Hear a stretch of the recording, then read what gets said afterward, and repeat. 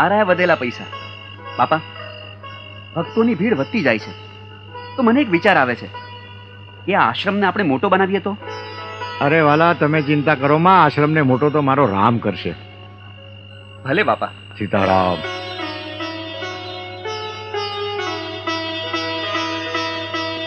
પેલા માઉભા, આ બીજું કોણ પગ દાબે છે? હું ભગો બાપા. ભગો?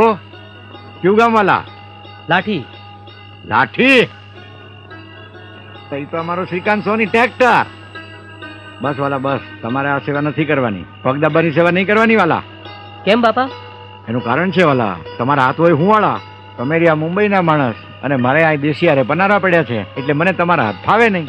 મને હવે ગામડીઓની ટેવ પડી ગઈ છે વાલા.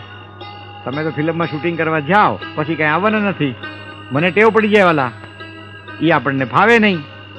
એટલે હવે તમારા હાથને જાઓ અને આરામ કરો વાલા.